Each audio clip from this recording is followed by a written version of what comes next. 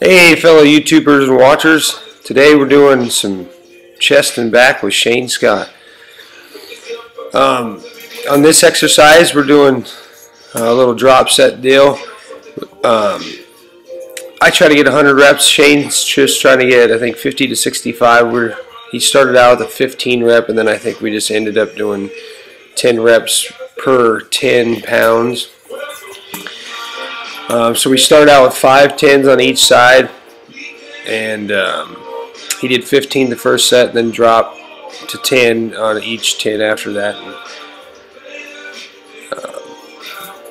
He doesn't quite get to the gym as often as he probably wants to, so he's working on it. He's getting a lot better. He used to not be able to get 5 reps on these.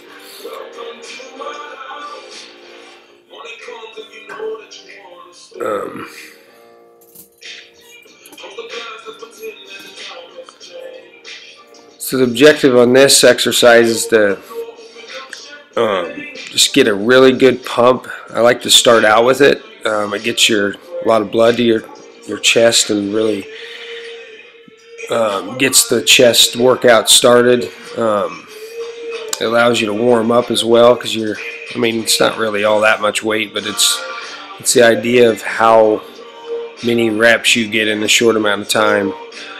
I'm doing 20 reps per 10, so I get 100 reps here. And it's not really the first set that gets you, it's this set and the next. And then it gets a little bit better because you're dropping 20 pounds each time. But the second and third set, believe it or not, are tougher, me anyway. I mean, I'm not the strongest guy in the world by any means, but it starts to get really hard, like fatigue wise. And to think that you're only on, you have 60 left, or then you have 40 reps left, and then things like that can tax you a little bit. But this is how we opened up to get the blood flowing, get a good pump. I thought it helped us, or helps us get going. Sometimes you lackadaisical. We start working out at 7, so it's a little late. Then we moved into the incline, work on the upper chest. This is where I find a lot of people are weaker at. It's harder than flat bench. You can't get as much weight, and so people skip a lot of times incline or this machine based because they don't want to feel weak. But if you don't hit it, your bench will never go up. You gotta have the upper chest, to full chest development. We did a drop set here where we started out with 3 25s and a 10, and we did just as many as we could with that weight. And you sit there, and your partner, obviously, if you have one. If you don't, you take your own weight off and probably get right back down as fast as you can. But he takes the weights off, and I go right back at it in as many as you can. Didn't get a whole lot out of the second set because I only took a 10 off each side, which is pretty. But as you can see, you can see through my shirt that how much this affects your upper chest. Gives you that front shoulder delt as well, working above your head like that. We did 3 sets of these, I believe. Yeah, 3 sets of these drop downs.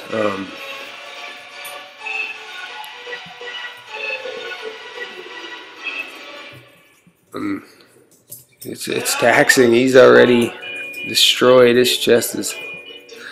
So we did 100 reps before we even got here to push the blood and get our muscles going, and then you hit, and 325s on an incline and a 10 doing it, 10, 12 reps at the beginning, you're going to find yourself fatigued. I'm struggling. Telling him right now that's crazy. This time we got a little smarter. I didn't do it almost the same weight I did the first time. We dropped 25 and put the 10 back on.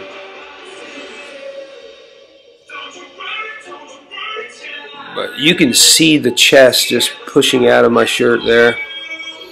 And I don't even have that big of a chest, but it's working.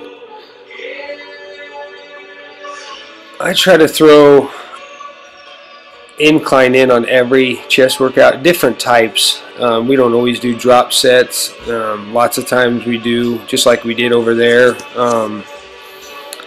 where we just get a lot of reps, a lot of blood flow. Sometimes we do a heavy, a 12, 10, 8, 6.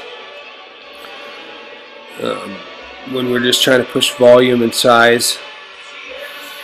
Then we moved over to a little bit of a shaping exercise where you're alternating presses with your feet up, and then going right over to the incline fly press. We call these fly presses. You don't just go straight, keep your arms straight and go out like a normal press. You press it's a 3-point deal. You press up, and then come in, and then go right back out, and then down, like down. It's hard to explain, but if you watch, you can kind of see how we do we first go out and then come in, go out and then go down.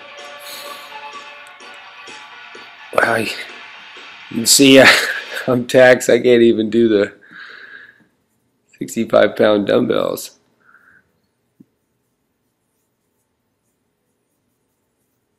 And then why we do these presses, it really stretches down, and it forces you to come up. It helps. We feel like when we do these presses that it helps you, your outer chest and shoulders work together so you can bench more. Since we started doing them, everybody's shoulders have stopped hurting doing bench, and we've noticed that we've gotten a lot better form. And going up with the bar at the same time instead of a lopsided bar. That's one reason why we're doing those alternate, is to gain strength in that weak arm. Now here we moved to back. This is a chest and back exercise. We kind of threw this workout together pretty quick. We were running late. We got to the gym late. But we started out with a bent over row overhand to a bent over row underhand, right into good mornings or straight leg deadlifts, however you want to call it. I like to keep the knees slightly bent. This is not a tear your hamstring trying to get straight and touch the ground with the bar. It's a lower back. You'll feel it in your lower back, even if you don't keep your legs as straight as possible. Then we went over the sit down rows right into the bent over dumbbell single hand rows, and the goal is to get 10 to 12 on each exercise that you see Shane doing, the overhand, the underhand, and the straight leg, and then as many as you can on the sit down rows till you probably couldn't get another rep. And then we did 10 to 12 dumbbell bent over rows. We were moving so fast that it felt like we were in the middle of a 15-mile run. I mean, my heart rate and lungs were on fire. It's amazing when you superset things like this how taxing it gets on you.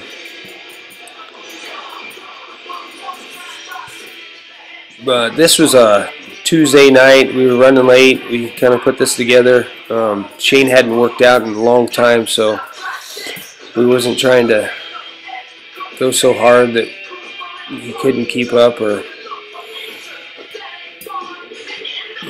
I want to thank everybody for watching if you're new or this inspires you at all.